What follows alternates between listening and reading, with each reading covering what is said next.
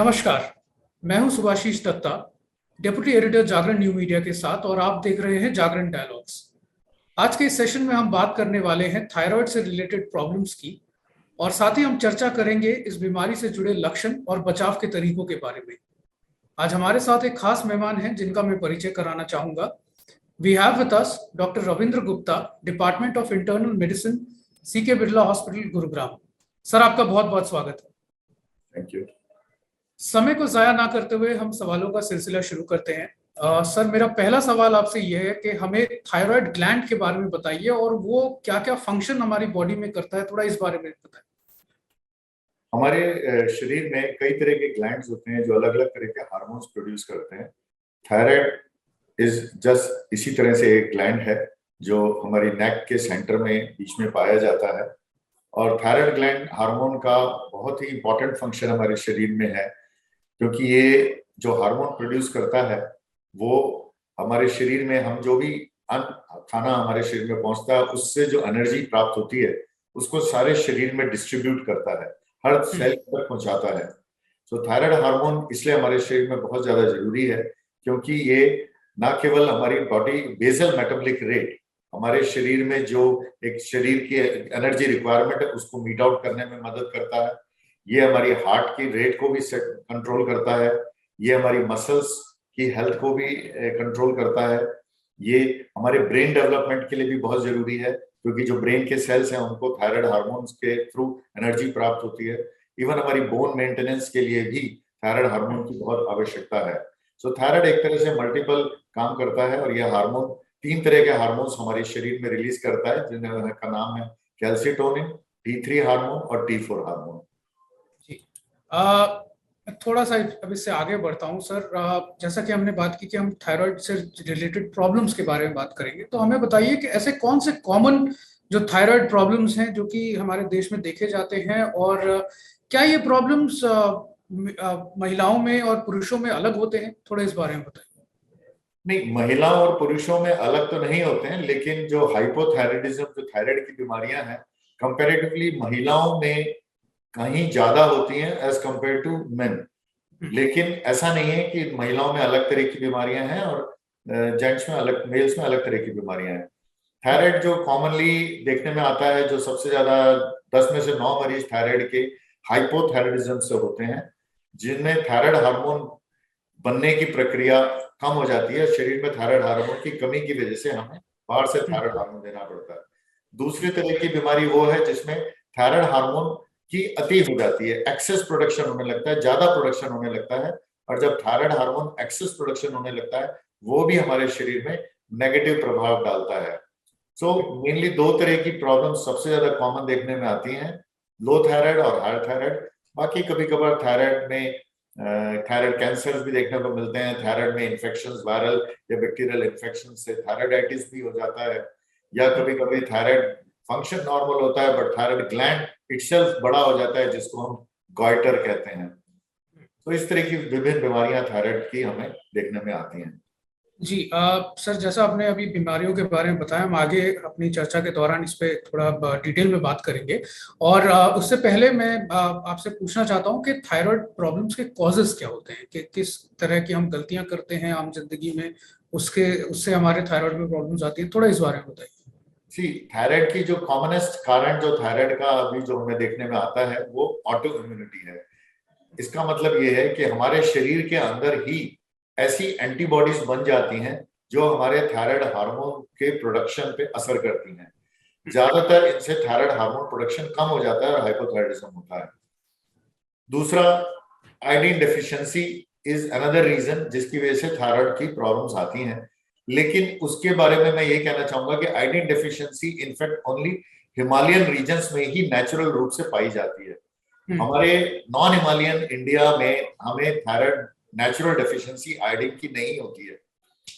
और इनफैक्ट देखा जाए तो समहाउ गवर्नमेंट ने भी आयोडीन कंपलसरी कर दिया है नमक में मिलाना, जो शायद एक सही कदम नहीं था, क्योंकि जहां पे आयोडीन डेफिशिएंसी नहीं है वहां आयोडीन खिलाने से वो भी आयोडीन से संबंधित ऑटो इम्यूनिटी पैदा कर रहा है और थायराइड की प्रॉब्लम्स बढ़ गई हैं।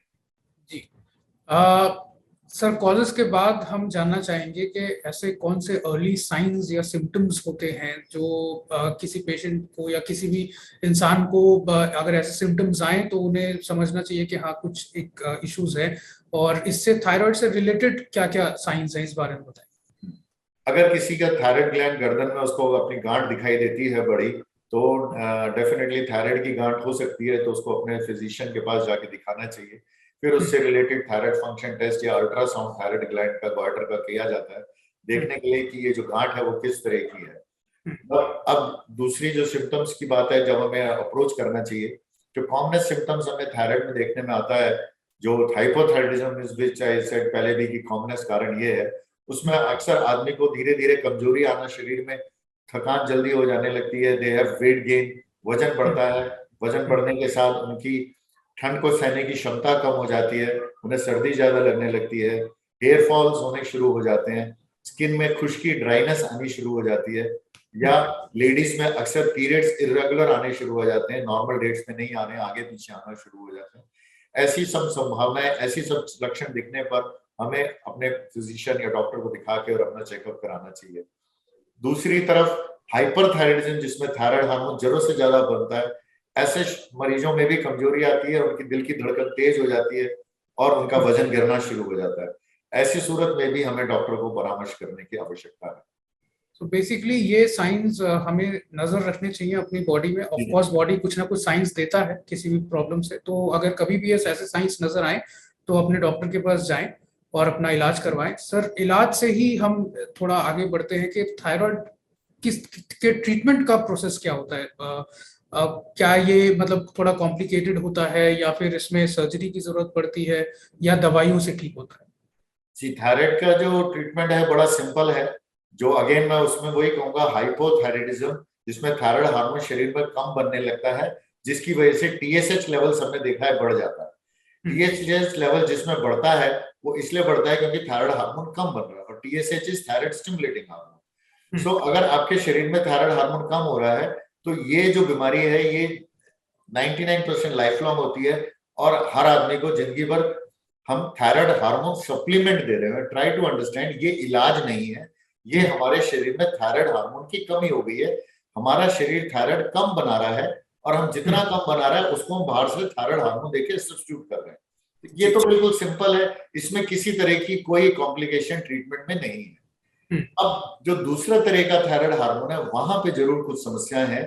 जब थायराइड हार्मोन शरीर में जरूरत से ज्यादा बनने लगता है, जिसकी वजह से टीएसएच लो हो जाता है, अब इसमें हमें ये इवेल्युएट करना पड़ता है अल्ट्रासाउंड से द्वारा, थायराइड स्कैन के द्वारा, थायराइड एंटीबॉडीज के द्वारा, कि थायराइड हार्मोन प्रोडक्शन कहां से हो रहा है। अगर तो शरीर थायराइड ग्लैंड के अंदर कोई गांठ है, उस गांठ को सर्जिकली रिमूव करके जहां से ज्यादा प्रोड्यूस कर रही है उस गांठ को निकालने का इलाज किया जाता है।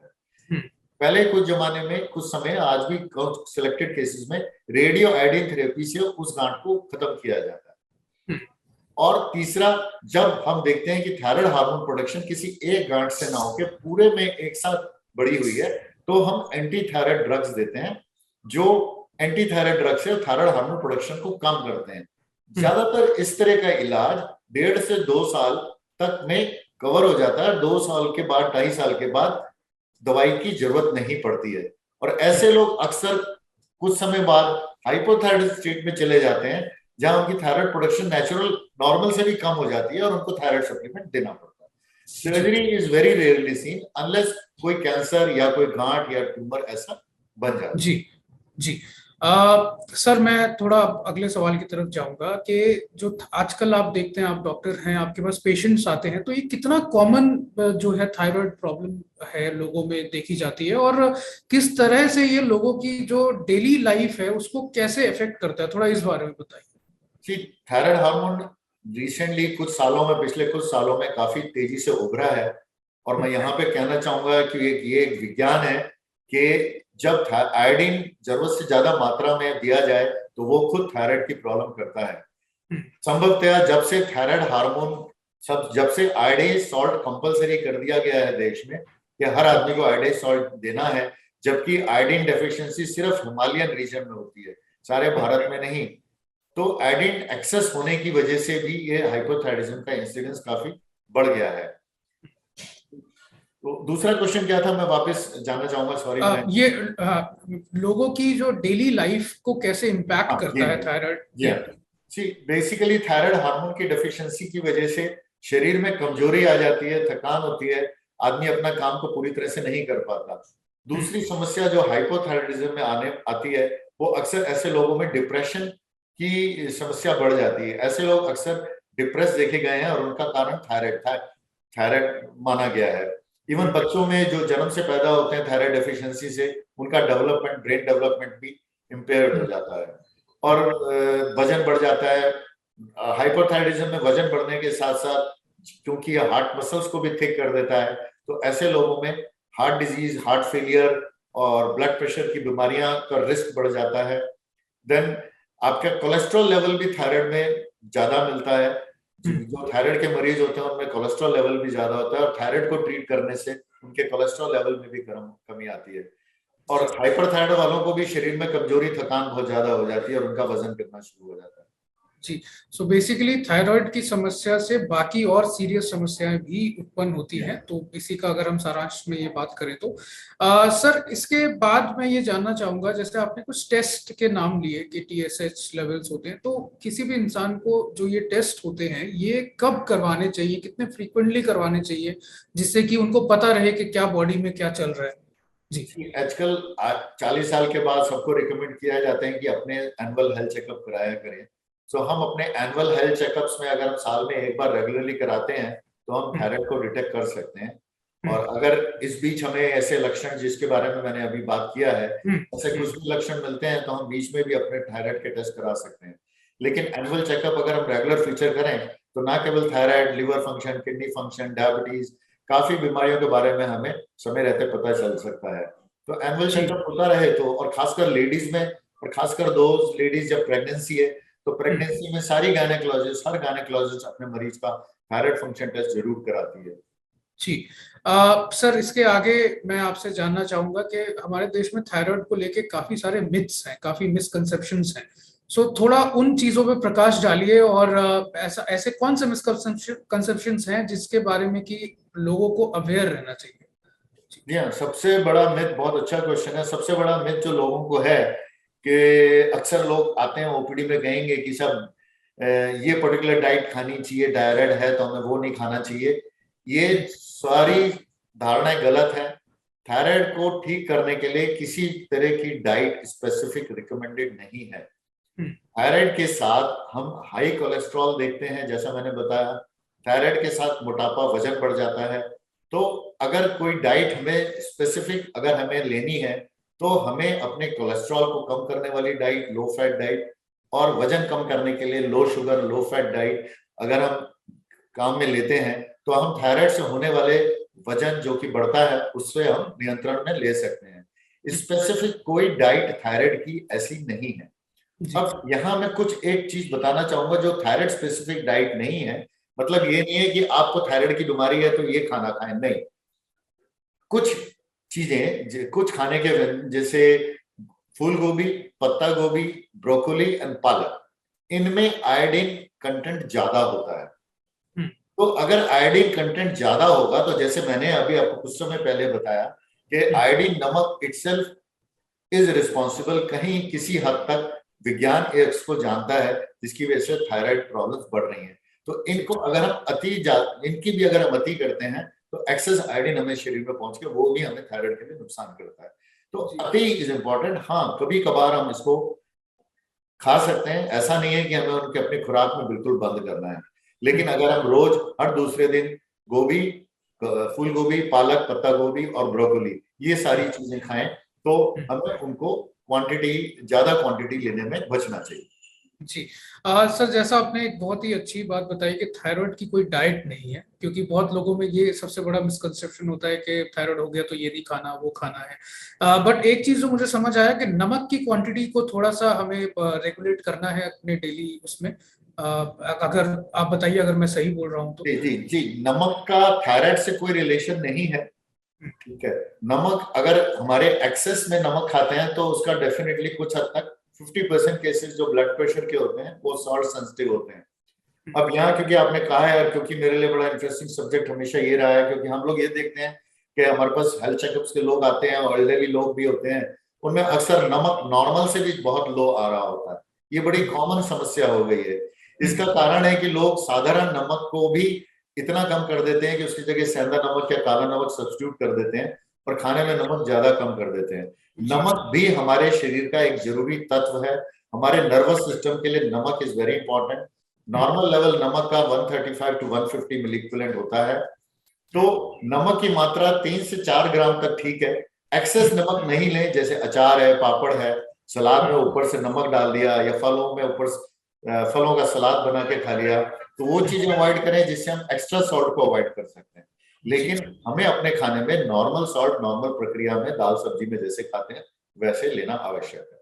जी सर, इसके आगे मैं बढ़ना चाहूंगा कि थायराइड जिनको है, क्या वो लोग कुछ ऐसी एक्सरसाइज कर सकते हैं या जो उनके बेनिफिट हो सकती है थायराइड ग्लैंड को फंक्शन नॉर्मली करने में? थोड़ा इस बारे में बताइए, या योगा अगर कर सकते हैं तो। जी हाँ, जी हाँ। सी देखिए, अगेन पर से कि थायराइड बीमारी को ठीक करने के लिए या थायराइड दवाइयों से बचने के लिए योगा एक्सरसाइज मदद करेगी नहीं।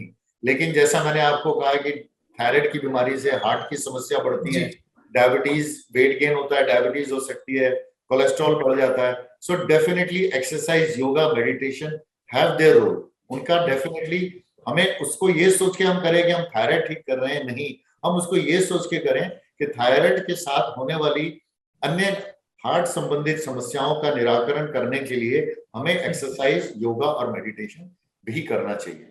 जी सर, एक दर्शकों के तरफ से एक सवाल था कि थायराइड के जो कौन से ऐसे कॉमन इश्यूज होते हैं जो कि प्रेगनेंसी में देखे जाते हैं, और उससे क्या कोई कॉम्प्लिकेशंस आती हैं बाद में?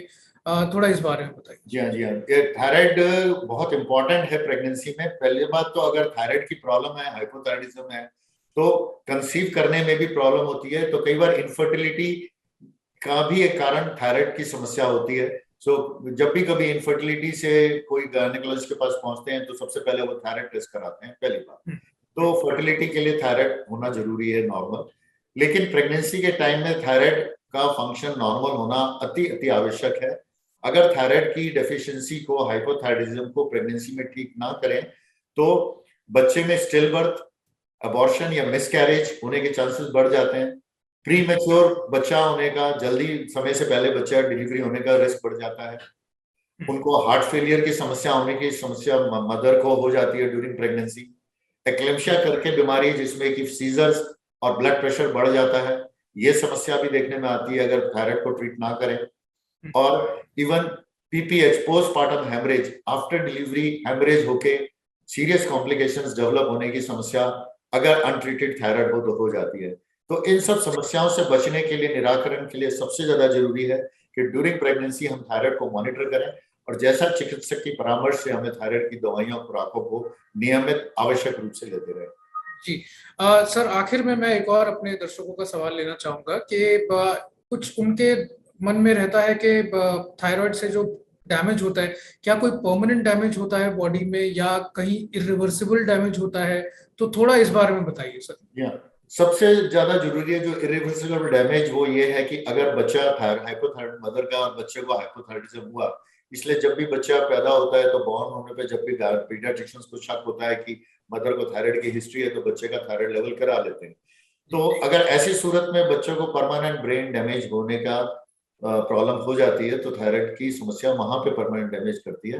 बट जैसे एडल्ट्स में थायराइड की समस्या होती है, तो अगर हम उसको इलाज नहीं करते हैं तो हार्ट मसल्स थिक हो जाना, हार्ट फेलियर डेवलप होना, हाइपरटेंशन, जो सब मैं बीमारियां कह रहा हूँ वो सब सामने आ जाती हैं। फिर वो रिवर्स नहीं है, फिर उनको heart failure, hypertension, heart muscles की थिकनेस, कार्डियोमायोपैथी, ये सारी बीमारियां फिर परमानेंट हमारे शरीर में घर कर जाती हैं।